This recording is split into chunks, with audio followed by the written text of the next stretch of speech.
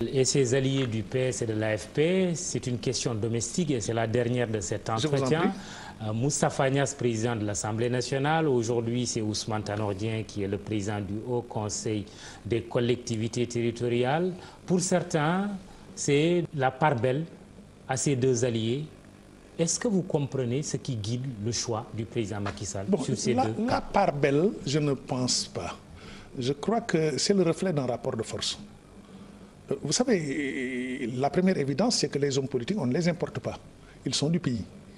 Alors, ils sont d'un certain âge, ils sont anciens, et ce sont quelque part des has-been, mais ils sont aussi là.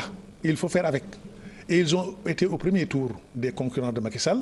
Au deuxième tour, ils ont aidé à la décision finale et fatale à Abdoulaye Wade. Donc, c'est des gens avec lesquels il faut composer, avec lesquels il faut compter. Alors, le président ne peut pas importer des Argentins ou des Brésiliens pour les placer à la tête des institutions. Il travaille avec les gens qui sont là. C'est une évidence. Mais pourquoi Niasse et Ousmane Tanor Dieng? Mais ils sont là, ils ont joué un rôle dans l'avènement du régime Macky Sall. Rôle non négligeable. Et puisqu'ils ne partent pas à la retraite ou ne souhaitent pas partir à la retraite, ils veulent encore servir le pays. Qu'est-ce qu'il faut faire? Et puis une coalition, c'est quoi? Une coalition, c'est un conglomérat de partis. On ne s'impose pas. Même si le rapport de force électorale dicte à chacun des membres de cette coalition un comportement en rapport avec son vrai poids. Mais en même temps, pour le président Macky Sall, c'est l'élimination de deux potentiels adversaires. Lesquels? En 2019, Niasse et Tanor, qui ne vont pas se présenter contre lui en 2019. Il les élimine, lui, Macky Sall, ou c'est l'histoire qui les élimine? Ah oui? Oui, mais parce que... Qu'est-ce qui les élimine? À mon avis, c'est l'histoire. Ouais. C'est plus l'histoire que Macky Sall. C'est plus l'histoire que Macky Sall.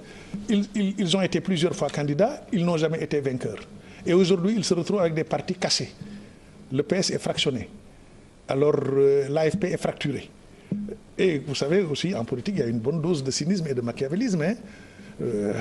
En politique, le bon allié, c'est l'allié faible ou affaibli. Est-ce que pour autant, le président Sall s'ouvre un boulevard pour 2019?